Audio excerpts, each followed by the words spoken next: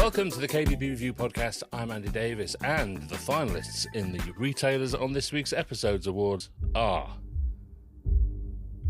Trevor Scott from RFK in Rugby, Justine Bullock from the Tap End near Cardiff, Nick Warrington from Stuart J Warrington in Macclesfield, and Liz Pantling-Jones from Lima Kitchens in Milton Keynes. 4 worthy finalists, but the winner is all 4 of them, of course, as this week we're talking all about awards. Why enter them? What are the tips for getting those entries right? And most importantly, how can they actually help your business?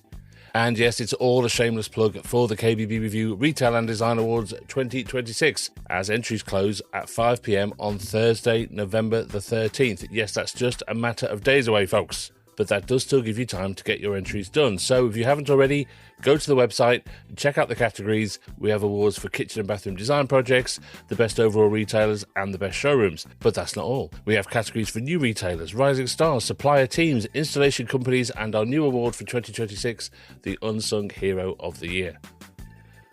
All you need to know is at kbbreview.com/awards, and remember, we're closing the entries at 5 p.m. on Thursday, November the 13th. And trust me, there won't be any sudden extensions to that. We really are pulling up the drawbridge on Thursday. And of course, this episode is brought to you with our very good friends at Shortlisted Bathrooms. They're our 2026 Awards podcast partner, and it wouldn't be the same without them. They're a big part of the event now, so we're very thankful for their continued support, and you can find out all about them at shortlisedbathrooms.com. That's SONAS bathrooms.com. That link is in the episode description, as is the link to the official KBB Review Retail and Design Awards website, kbbreview.com/awards. Remember, 5 p.m. on Thursday, November the 13th. Good luck.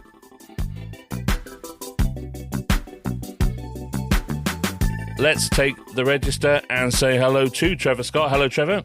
Hi, how are we doing? Good morning to you. Hello, Justine. Hello. Hello. Hello, Nick. Good morning. Good morning. And hello, Liz PJ. Hello. Is that caught on yet, Liz? I don't know. I haven't seen anyone since. I've been a recluse. I just thought, like, when you walk in the showroom, people might go, "It's Liz PJ." No, I'm gonna make that catch on. I'm determined to do it. Right, we're going to talk about awards today, and as we've said, our awards closing date is this coming Thursday, the 13th of November. So this couldn't be more relevant. It is, as I've also said, a bit of a shameless plug, but it is important because there's a lot of awards about. Ours isn't the only one. Ours is clearly the best one, but that's my entirely unbiased view. But they do play a significant part in the KBB retail world. So I'm going to start with you, Justine, because you are a prolific awards enterer. Yes. So why do you do it? Why do you put so much effort and time into it? It's just a lovely thing to do, isn't it, for your team, really? So I very rarely enter my own stuff, but I would really encourage the team to enter their stuff. I think it's just a really nice way to mark the year. So, you know, because your entries, your particular awards, the entries are at the end of the year, so you can really celebrate what you've done in the year. And I think it's an important thing to do for my team. And then sometimes I'll enter my own. Oftentimes, it might be a collaboration between me and another designer. But I just love it. I think it's a lovely thing to do. And why not? And through the year, when you do a particularly nice job, are you parking that at the back of your head thinking that's the one? No, not really, because I feel like if you do that, you might stop pushing. So, you know, say in January you do the best project and you think, oh, this is going to be my award winner. Number one, you might exhaust it the whole year anyway. But I think you should never really think, well, this is the best thing I'm going to do all year. You know, you should keep pushing. Now, Liz, you're also a prolific enterer. Why do you do it? Is it the same thing? Is it about an internal morale thing, or do you do it for a more marketing external reason?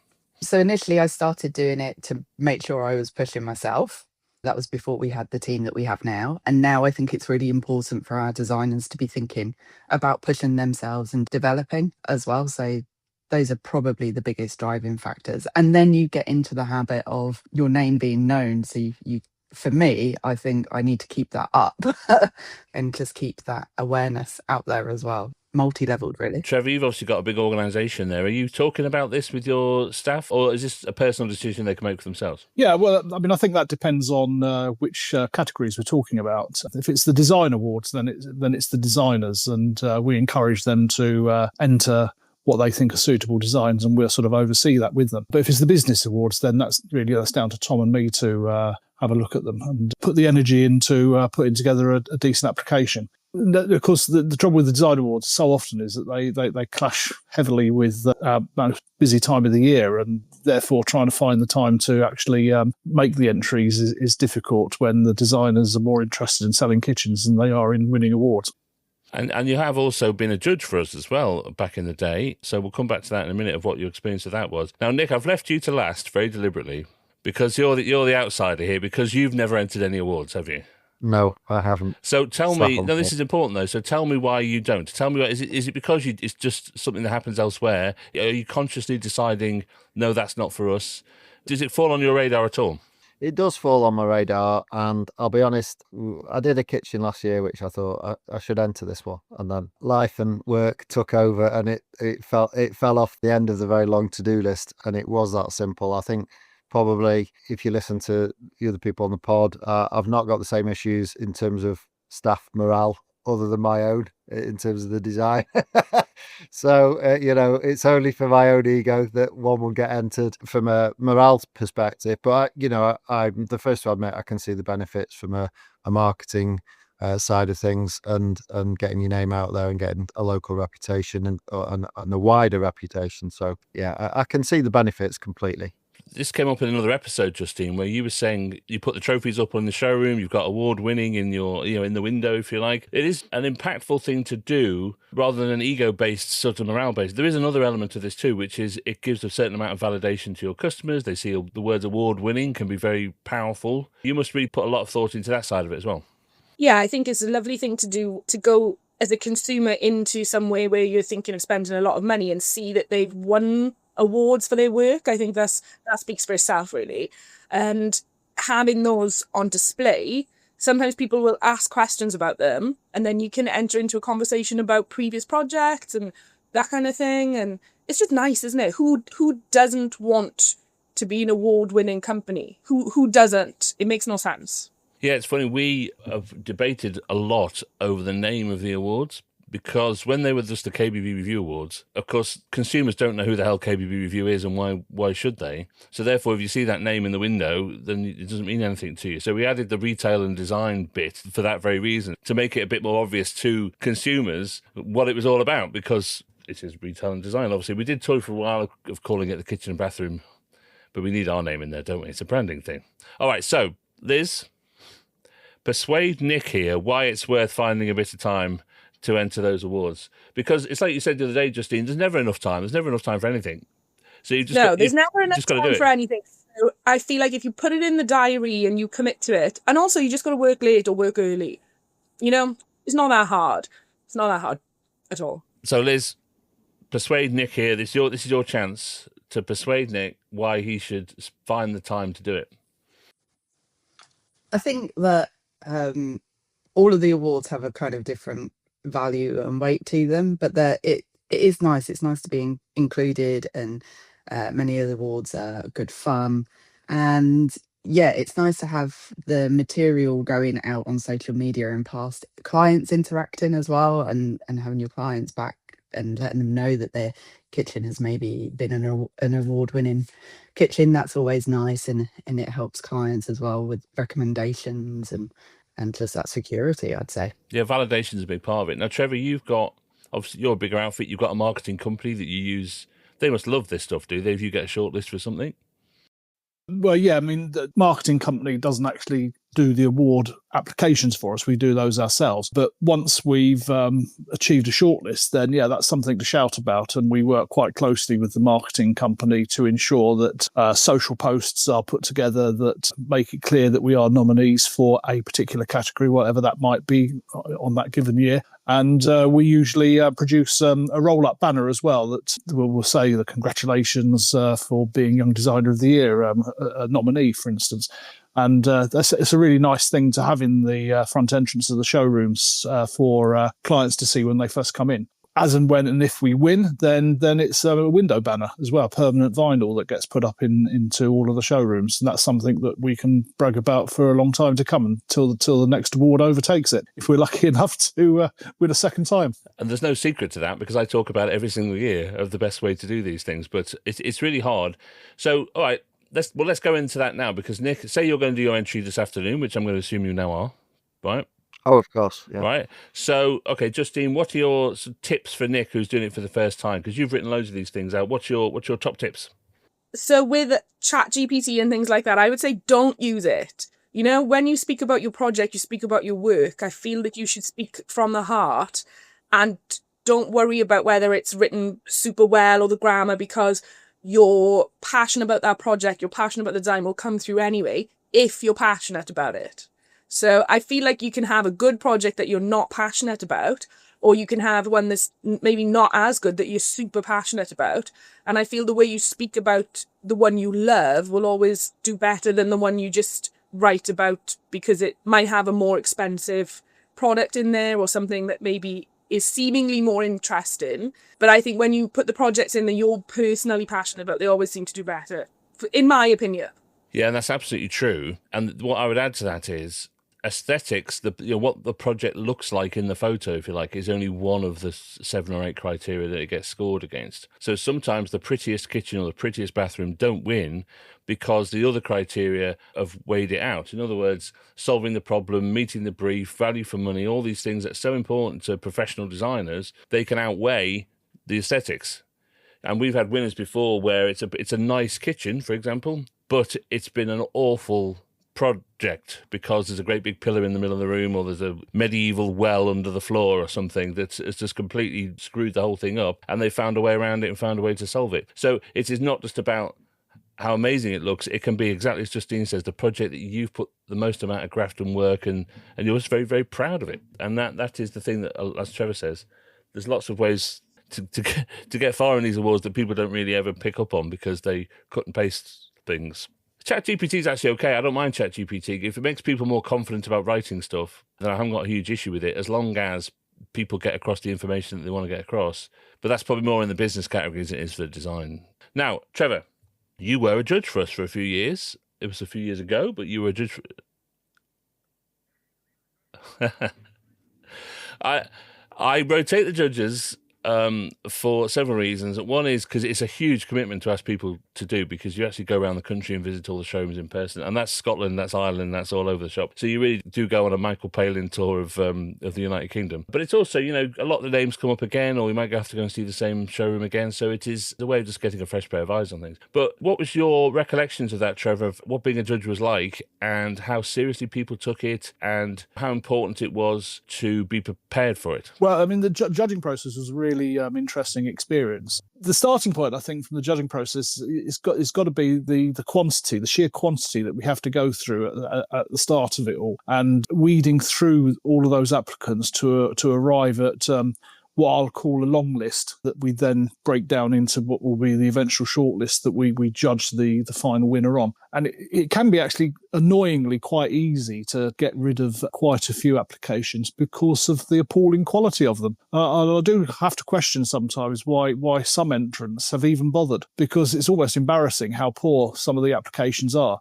In the one sense, it makes our job that much easier that we're able to put them in the reject pile fairly quickly. But in the other sense, it's like, well, why did you even make so little effort? If you're seriously thinking about entering an award, then put some effort into it. The only thing I can think of is that they've run out of time and still press the send button.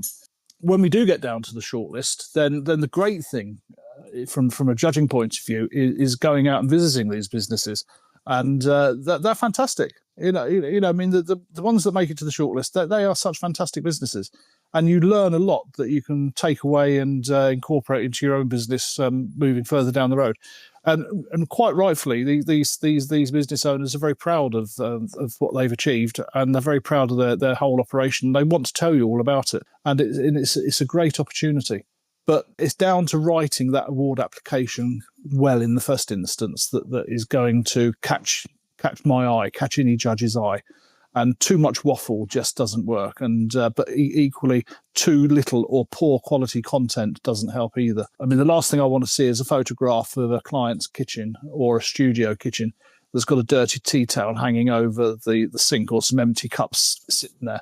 we're in the business of selling the dream. If we were to present a client's kitchen like that for our own website use, for instance, we'd make sure that we looked at those images first and qualified that they're good enough before actually committing them to print. So when you enter an awards category with your showroom on display or a design award, why leave rubbish lying around in the photo shot? Because we're going to notice it and we're going to black mark you for it straight away. Crazy sometimes, but it's so easy to get it right. Well, the analogy I always use is that the Premier League starts every season and every team is on 0 points. But you can tell who the top 5 teams are probably going to be at the end of the season because they are the best teams, right? And so I always stress, as you know, Trevor, to the judges that this is of the year. The of the year part of this is really important. It's not about what they've done in the last 20 years, it's what they've done in the last 12 months. The difference with the Premier League analogy is there's loads of teams that aren't in the Premier League that could be. And they could be in the top 5 or 6 of the Premier League, but they don't play. And that's the frustrating part, is there's loads of fantastic businesses out there that could do really well, but don't, for lots of different reasons. So, look, Liz, one of the things that comes across to me all the time with awards when I talk to people is the sort of credibility of them. Some people just think they're all fixed, they're all fiddled, it's all a bit of an enormous money-grabbing exercise, and there's no point entering because they're never going to win, because the same people always win, because it's all a fix. Do you come across that? Is that the kind of thing that ever comes into your head?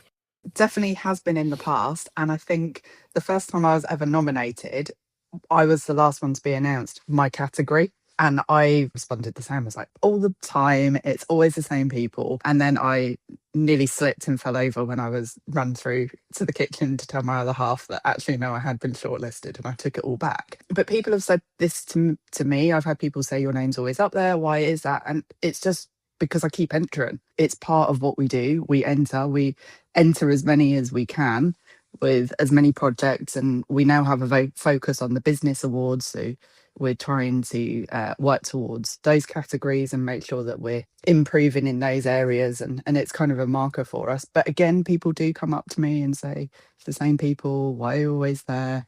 And what's the point in entering? Because it's always the same people. Yeah. What's the point? Welcome to my world. Imagine that, but there's 800 of them and they're all 3 bottles of wine in. I'd go to bed. I was once cornered in the toilets at the hotel by a guy for 40 minutes who hadn't won the year before. And he still pinned me in the bathroom for 40 minutes telling me why he should have won it and how it's all a fix and it's all a fiddle. But how do you assess the credibility of things, Justine? There's lots of awards to enter. How do you assess whether they're worth entering or not, whether they're good awards, whether there are real awards? How do you assess it? We've always enjoyed entering your awards because the actual event is a good event. It's well put together. So, you feel that you're having a good time even if you don't win. And at the end of the day, I think when you attend things like that, it is what you make it. If you go and you're quiet and you keep yourself to yourself, you don't mingle people, you sit on your table and then you don't win, you're obviously going to have a terrible night. But if you go and you just make of it what you can, you make it a team event, I think that's great. And yours is a really nice one to go to just as a team outing, full stop. So we really like that. Then there's been some which we've entered, which we would never enter again. And then there's been some which we've entered and we never ever thought we would win, and we have. So, but then some of them you go to and it's absolutely just rubbish. You don't know until you try. No, and there's a couple, I won't mention the names, where if you win, you've then got to pay, £1,500 to use the logo and that kind of thing, which I can't get my head around. So, Nick, is this kind of conspiracy theory thing ever kind of float around in your brain about awards, like it's all a bit of a fix and a fiddle? No, I'll be honest, I form the same view that you've talked about, is that if you look at the quality of the winners of the awards, that you can see that they have the merit to have won those awards. And I also agree that there are probably lots of businesses out there like myself who perhaps could and then don't get around to it, and then you can't sit there and moan that the same people are winning every year when you've not contributed to sort of widening the pool of entries. So it's one of those that for me, I think if I do look who's won every year at different awards and what those entries were, and I'm always impressed by the winning and designs and runners up, etc. So for me, I can see the merit in the winners, and I can see the clear benefits in them winning. And I think probably particularly for larger teams, if you've got that where you're encouraging your designers to push their abilities so that they can then go for those awards, and internally and for the motivation of those members of staff, I can see that it must be a huge benefit as well. I mean, do you ever think to yourself, well, it's for companies with massive budgets and huge showrooms, and I run a little showroom in Macclesfield, there's absolutely no way business my size is ever going to get anywhere. Do you ever think that? Because I think a lot of people think that.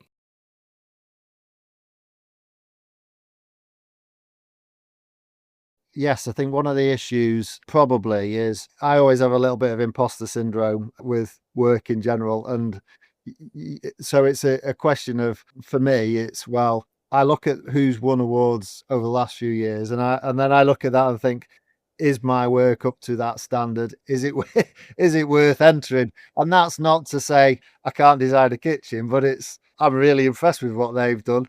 And then I'm probably my own worst critic in terms of the way I design and install. And, I will be the first to look at a design afterwards and think, if I had my time again, would I do that? Would I do that? Would I do that? And I suppose I'm always looking for perfection, but that in some respects probably holds me back, because I sometimes think that I'm not worthy enough.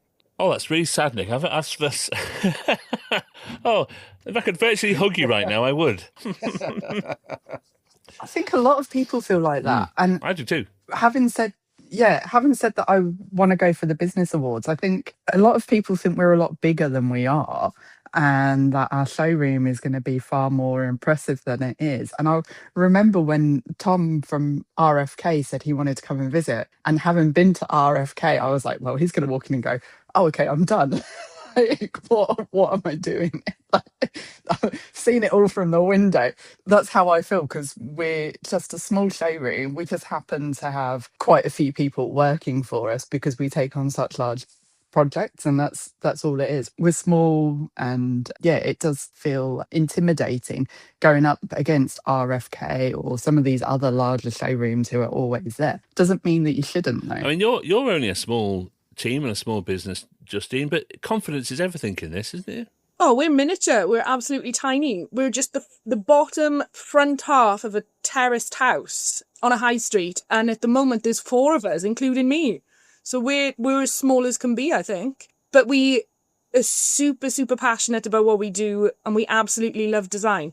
We've always been design first, focused team. So any opportunity to be proud of what we've done. But it does come obviously with reservations. You do think, oh, is this good enough? Someone else is going to have something better. That's natural. That's excitement, really, isn't it? So I would say I use those reservations as kind of to drive you, like, well, let's try, because imagine if you won, how great you're going to feel. But we're serial enterers and we're serial finalists, but we haven't won the KBB review often. I think we've won it only twice. So people always think we win. We don't always win, but we do love a night out. So that's why we keep entering. Yeah, but you know what? The thing I always say is, it's not how big you are, it's not how big your budgets are, it's not how big your turnover is. It's what you've done with what you've got. It's what you've done with where you are. It's what you've done with your market. And Trevor, you'll back me up on this. When you go and see businesses, sometimes the biggest businesses are making a right pig's ear of it because they're so big and it's all got a bit unwieldy and it's all got away from them a bit. And sometimes you can go and see a small business that's got 3 people in there, but oh my God, they are fantastic and they run their business like clockwork and they just do a brilliant job for their customers.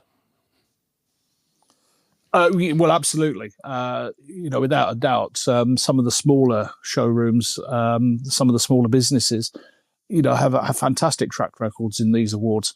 And, it shouldn't be something that as a small business owner, as opposed to a larger business owner, you would consider yourself to be inappropriate for an award application, because nothing could be further from the truth. I've had the pleasure of visiting a number of kitchen bathroom showrooms over the years as judges for both your awards and for other people's. Sometimes the huge business is incredibly well run, incredibly efficient, beautiful operation, and you've just got to score them highly. But equally, you can go into some huge operations and they lack charm, they lack personality, they lack warmth, and that's such a shame. But equally, you go into very small businesses, and well, not very small, but you go into single outlet businesses that are family run, perhaps 3 or 4 members of staff. And they're absolutely stunning operations, and there's so much pride associated with it.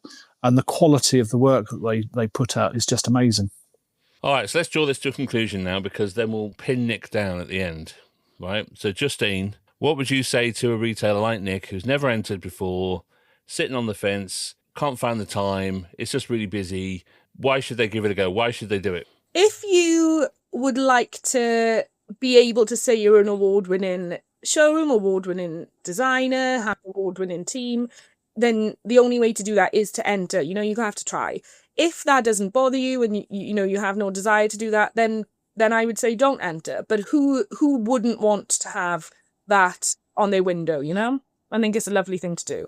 Good one. Liz? Just start early and then you find more time. So I plan the projects I think will be worthwhile entering throughout the year. It doesn't mean that I limit it. It's just this one maybe, that one maybe, and start the process early and make sure you identify what the judging criteria is and label your photos, because that's one sure way of not getting through. Right. So here's my thing. I repeat these all the time, but I'll repeat it again. Here's my top tips. Number 1 is read the instructions and do everything it tells you. Right? You'd be surprised how many people don't do that. The second thing is read the criteria and put something about each criteria in your entry, because you are scored against those things. Thirdly, the judges have got hundreds and hundreds and hundreds of entries to get through. Don't write an essay. You don't need to write an essay. What you need to do is keep it nice and short and sweet. Use lots of bullet points if you'd rather do that, and just get across the things that you want to get across. The next one is you need to back it up with some kind of evidential thing. So just going, we're brilliant, it's amazing, our showroom is fantastic, doesn't actually do anything about anything. You need to say, our footfall's gone up by this, our marketing, we did a marketing push and this, we had an event and this many people came. You've got to back it up with some kind of evidence. Otherwise, all you're really doing is just using superlatives all the time, and you don't get any marks for superlatives. And the last one is take your time with it, do it, leave it for a few days, and then go back and read it again. If you go back, I promise you'll find something you missed out, something you should have said differently, something you should have added. There'll always be something that you can add to it that will improve it, rather than rushing it and leaving it all to half an hour before the deadline. But having said all that, I promise you, right, and I've done this for many, many years now, 80% of entries come in the 2 days before the closing date.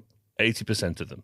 Which always terrifies the life out of me, because I think, oh my God, we haven't got any entries. Oh no, there they all are. And they all come in the last minute. So don't rush it yourself, because that's when you feel that you've run out of time, or you haven't given it enough time. And that's, as Trevor says, that's usually what happens when people don't put very good entries in. They've started them and they just haven't finished them properly because they've run out of time. So there you go. So Nick, are you persuaded? Here we go. Here's the big drum roll. Are you persuaded?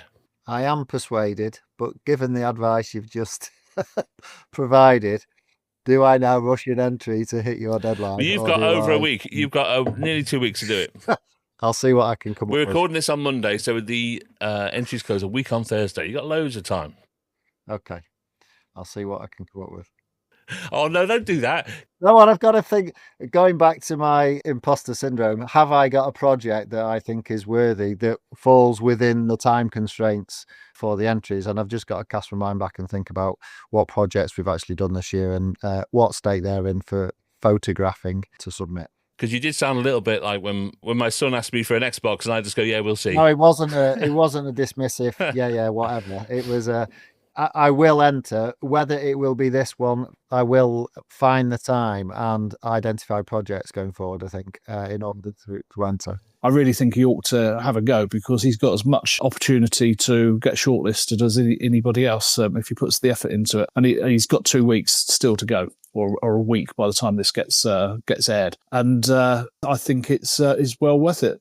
And indeed, the couple of applications that you've told me that we're halfway through doing, I'm going up to the showroom in a couple of days, and I will be making sure that those applications get completed and we press the send button on them. What I will stress at this stage is, I am not a judge. I facilitate it and I administrate it, but I am not a judge. And therefore, the fact that these guys are on this podcast does not make them any more advantageous to winning or being shortlisted, even though we've now invented a whole new conspiracy theory that people will say you've only been shortlisted because you're on the podcast. I'm not a judge. I don't do any scoring. I just add the scores up. But there we go. All right. Thank you very much, everybody, and good luck in the awards because you're all entering, and we'll see what happens. Maybe next time we have one of these conversations, it'll be because you're all shortlisted, and then we'll have a whole conspiracy theory about it. So thank you very much. I'll see you next week. See you next Cheers, time. bye-bye. Thank you. Bye.